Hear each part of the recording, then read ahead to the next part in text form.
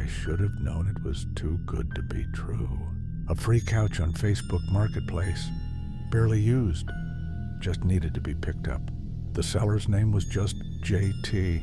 No profile picture, no posts, just a listing with a vague message. Come anytime, just message before you arrive. I messaged, and the response was immediate. Come now. The address was in a rundown part of town. The house was a one-story, all the windows covered with sheets, no porch light, just darkness. I knocked. No answer. The couch was already outside, just sitting there in the overgrown yard. It looked fine, a little dusty, but nothing a vacuum couldn't fix. I debated whether to just grab it and leave when I heard it scraping.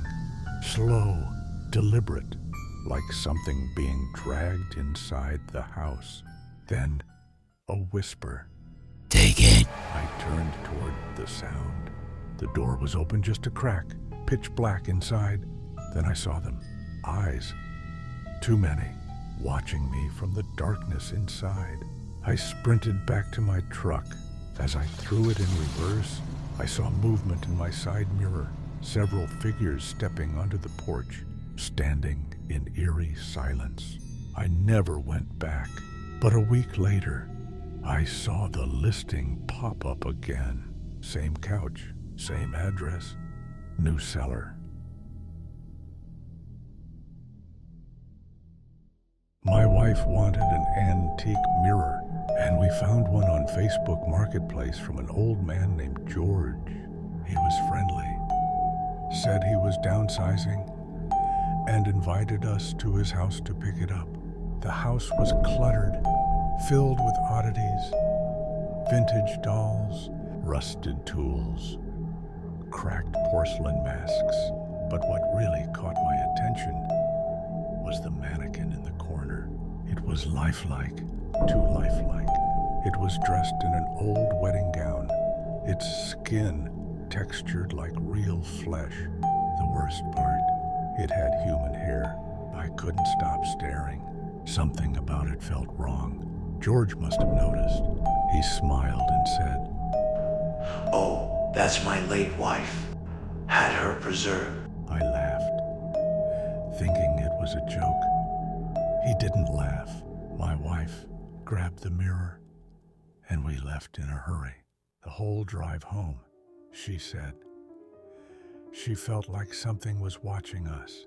Later that night, I looked up George's name, found an old missing persons case from the 1980s. His wife, never found. I don't think she was ever missing. I think she was still in that house. I'd been searching for a pair of Air Jordan 1 Chicagos for months, but the prices were ridiculous. Then I found a listing on Facebook Marketplace, near mint condition, only $300. I messaged the seller. Still available? Yeah, but gotta meet tonight. Cash only, he replied. The meeting spot was a gas station parking lot on the edge of town. Not ideal, but it was public enough that I wasn't too worried. When I pulled up, the seller was already there, hood up, standing by a car, shoebox in hand. I got out and approached him cautiously. "You got the Jordans?" I asked. He nodded and popped open the box. The shoes looked perfect. "Looks good," I said, reaching for my wallet. That's when I felt it. Cold steel pressing against my side.